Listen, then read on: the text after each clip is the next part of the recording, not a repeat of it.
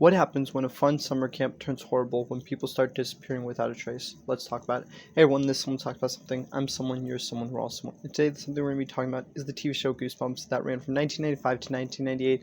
Again, I love the show so much, and the episode for today's video is episode 5 and 6 from season 1, Welcome to Camp Nightmare, part 1 and part 2. So let's talk about it. The episode begins with the bus driving down the road. While that is happening though, we hear some weird noises, but don't worry, I'm sure it's nothing.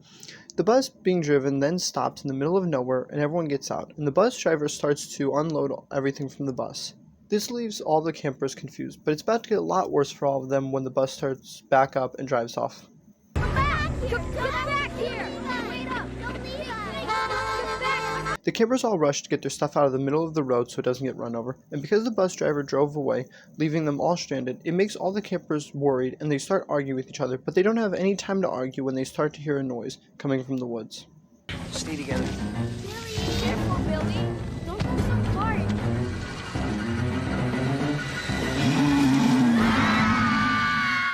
So is it all over for the campers? Well, not quite.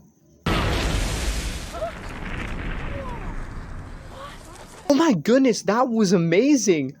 So it turns out this was just a little welcome to the camp they did for the campers. For this episode, we have our main character, camper, Billy, and the camp director, Uncle Al.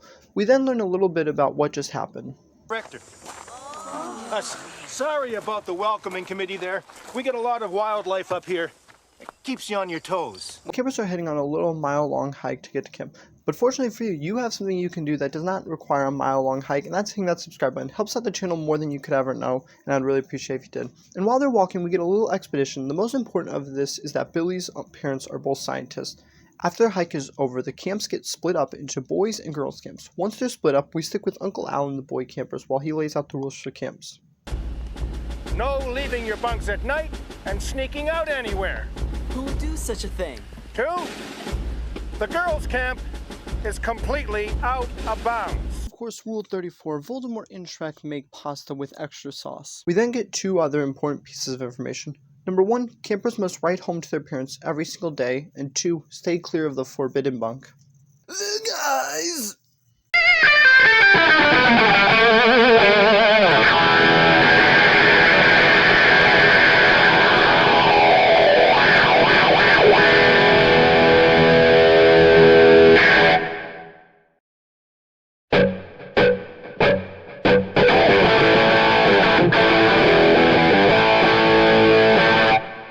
Make it to their cabin, and while they're getting settled in, this happens.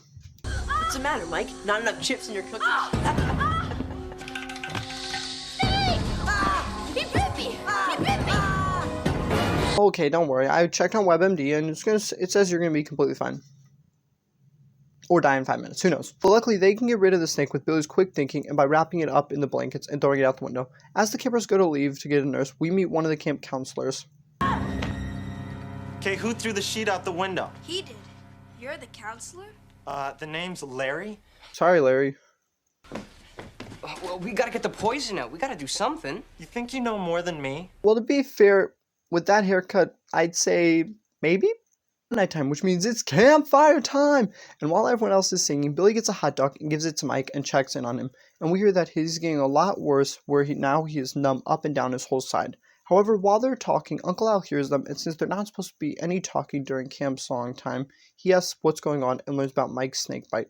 After examining his arm and the bite, he lets Mike know that he has seen plenty of bites before, and he's going to be alright, and that he'll feel a lot better in the morning. And for Billy, Uncle Al makes him number 1 camper. Now looking out for each other is what Camp Night Moon is all about. And that makes Billy number 1 camper in my books tonight.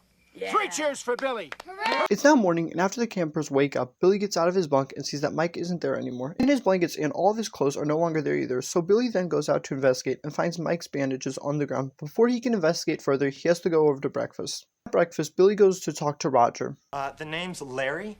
Oh, sorry, Larry. Billy then asks him about Mike. However, Larry was about as useful as a mime with a microphone. After breakfast, it's time for a good old-fashioned game of baseball where we get just the best scene of Larry throwing a fit. What? You beat the throw, Larry. Now play ball. Larry! After his temper tantrum, we get a little attempted murder.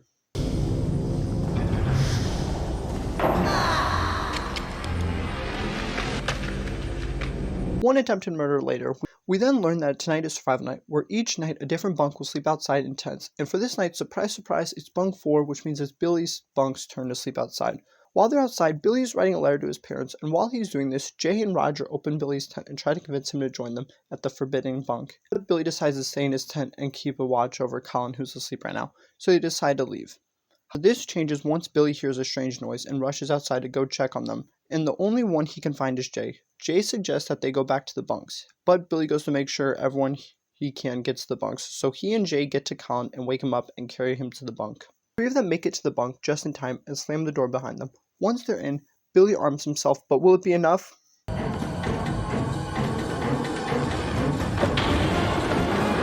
And that's where the first part of this episode ends. I just want to say thank you so much for watching so far, and let's get back into it to see what happens. What are you guys doing out of your tents? Larry? Yeah, so all it was just Larry. So don't worry, since Larry is there, they try to tell him what's going on about the saber, but Larry just doesn't care at all and leaves them to go tell Uncle Al. So the three of them just decide to bunker down for the night, and Billy takes the first watch while the saber is out on the hunt. Through the night, and now that it is morning, they go to breakfast and try to find Uncle Al. But according to Larry, he's not at camp right now, so for the time being, they're all out of luck and have to listen to Larry. But it's now time to head to the lake, and while on the way to the lake, they're talking, and Billy tells the two of them to go on while he goes to do something. Hey, come on, you guys. Meet you at the lake. Where are you going? I'll meet you at the lake. We then see where Billy was going. It looks like he found a phone, and looks like he's going to be able to make a call and get out of here. It's not going to be much use, is it? I put it up as a joke. Where's the real phone? Well, no, that's just it. There is no real phone. Now, they're not going to put a line way up here. We're miles from anywhere. Then Uncle Al and Billy talk for a bit more, and Billy's about to head to the lake with the rest of the campers, but then we get a shocking discovery. Yeah, he did. I checked the files. There is no camper up here named Roger. No first name, no middle name, no Roger. Wait, that can't be. I mean, we've all seen Roger, so why is there no file for him? We're now at the lake with Colin and Jay paddling while Billy tries to ask him about Roger. However, they can't hear him, and before he can ask any more, Larry comes running to give them 3 off-flotation devices. However, like his counselor skills, Larry isn't that good of a thrower and makes Colin and Jay fall into the lake. And unfortunately for them, they both can't swim and go underneath the water. So Billy tries to jump in and rescue them, but Larry tries and stops him, and after a brief struggle, Billy ends up in the lake as well. Then after that, what do you think Larry does? Here, let's play a little game. Do you think it was A, he jumps in to save them, B, call for help, or C, all of the above? Lock in your answers down below in the comments. You got 5, 4, 3, 2, 1. Oh, unfortunately, it looks like no one got the answer right. The correct answer was actually D, run away and pretend like he was never there. I was never here. Larry! Never saw any of this. You can't just leave him out here! I was back at the lodge. Larry! After Larry runs away, Billy tries his best to find Colin and Jay, but unfortunately he is unable to find them, so he gets out of the lake and starts running to try and find someone. However, he is unable to do so and ends up back in his bunk, so after panicking for a bit, he decides to go to the forbidden bunk, but before then, he puts on a change of clothes and grabs a Louisville Slugger.